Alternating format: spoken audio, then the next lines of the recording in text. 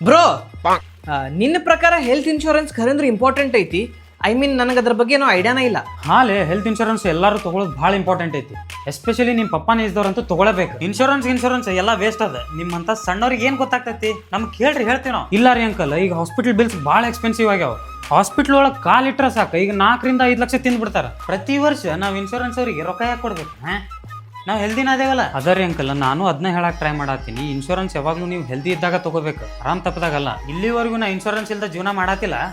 ನನ್ನ ಮಗನ ತಲೆಯಾಗ ಏನೇನಾರ ತುಂಬಾಕ್ ಹೋಗ್ಬೇಡ. ನಿನ್ನ ಕೆಲಸ ಎಷ್ಟೈತೆ ಅಷ್ಟು ಮಾಡೋ ಹೋಗು. ಹಲೋ, ಹೇಳಿ ಬ್ರೋ. ಸಡನ್ ಆಗಿ ಅಪ್ಪಾಗ ಚೆಸ್ಟ್ ಪೇನ್ ಸ್ಟಾರ್ಟ್ ಆಗ್ಬಿಟ್ಟೈತಿ. ನಿನ್ಗಲ್ಲಿ ಹಾಸ್ಪಿಟ್ಲಿಗೆ ಬರಾಕಾಗ್ತೈತಿ ಪ್ಲೀಸ್? ಅವ್ರನ್ನೀಗ ICUದಾಗ ಶಿಫ್ಟ್ ಮಾಡಬೇಕು. ಸೊ ನೀವು ರಿಸೆಪ್ಷನ್ಗೆ ಹೋಗಿ 3 ಲಕ್ಷ ಅಡ್ವಾನ್ಸ್ ಪೇ ಮಾಡಿ ಬಂದ್ರೆ ಮುಂದಿನ ಪ್ರೊಸೀಜರ್ ಸ್ಟಾರ್ಟ್ ಮಾಡ್ತೀವಿ. 3 ಲಕ್ಷ ರೂಪಾಯಿ ಎಲ್ಲಿಂದ ತರಲಿ ನಾನೀಗ? ಎಲ್ಲ ಕರೆಕ್ಟ್ ಐತಿಲ್ಲೇ? ನೀ ಹೇಳಿದ್ದ ಕರೆಕ್ಟ್ ಇತ್ಲೆ. ನಿನ್ನ ಮಾತು ಕೇಳಿ ನಾವು ಹೆಲ್ತ್ ಇನ್ಶೂರೆನ್ಸ್ ತೊಗೊಂಡ್ಬಿಡ್ಬೇಕಾಗಿತ್ತು. ಅವತ್ತ ತೊಗೊಂಡಿದ್ರೆ ಇಂಥ ಪರಿಸ್ಥಿತಿ ಒಳಗೆ ನಾವು ಇರ್ತಿರ್ಲಿಲ್ಲ. ಅದಕ್ಕೆ ಹೇಳತ್ತಿದ್ದೆಲ್ಲ ನಾನು, ಹೆಲ್ತ್ ಇನ್ಶೂರೆನ್ಸ್ನ ಎಕ್ಸ್ಟ್ರಾ ಎಕ್ಸ್ಪೆನ್ಸ್ ಆಗಿ ಕನ್ಸಿಡರ್ ಮಾಡಬಾರ್ದು. ಅದು ಇಂಥ ಸಿಚುವೇಶನ್ದಾಗ ನಮ್ಮ ಫ್ಯಾಮಿಲಿನ ಪ್ರೊಟೆಕ್ಟ್ ಮಾಡ್ತೈತಿ. ಈಗರೆ ಹೆಲ್ತ್ ಇನ್ಶೂರೆನ್ಸ್ ತಗೊಳ್ಳೋದ್ರ ಬಗ್ಗೆ ಯೋಚನೆ ಮಾಡ. ಆದ್ರೆ ನಂಗೆ ಹೆಲ್ತ್ ಇನ್ಶೂರೆನ್ಸ್ ಯಾವ್ದು ತಗೋಬೇಕಾ, ಎಲ್ಲಿ ತಗೋಬೇಕಾ ಏನೂ ಗೊತ್ತೇ ಇಲ್ಲ ಅಲ್ಲೇ. ಅದಕ್ಕೆ ಯಾಕಷ್ಟು ಯೋಚನೆ ಮಾಡ್ತಿ? ಪಾಲಿಸಿ ಬಜಾರ್ ಪ್ಲಾನ್ಸ್ನ ಕಂಪೇರ್ ಮಾಡಕ್ಕೆ ಹೆಲ್ಪ್ ಮಾಡ್ತೈತಿ. ಇವನ್ ನಿಮ್ಮ ಪೇರೆಂಟ್ಸಿಗೆ ಮತ್ತು ಪ್ರೀ ಎಕ್ಸಿಸ್ಟಿಂಗ್ ಡಿಸೀಸಸ್ ಇದ್ರೂ ಅಲ್ಲಿ ಪ್ಲಾನ್ಸ್ ಅವೈಲೇಬಲ್ ಅದಾವೆ. ಹೆಲ್ತ್ ಇನ್ಶೂರೆನ್ಸ್ ನಿಮ್ಗೆ ಈಗ ಎಕ್ಸ್ಪೆನ್ಸಿವ್ ಅನ್ಸ್ಬೋದು, ಆದ್ರೆ ಹಾಸ್ಪಿಟಲ್ ಬಿಲ್ ಬಂದಾಗ ಎಕ್ಸ್ಪೆನ್ಸಿವ್ ಅನ್ಸಂಗಿಲ್ಲ.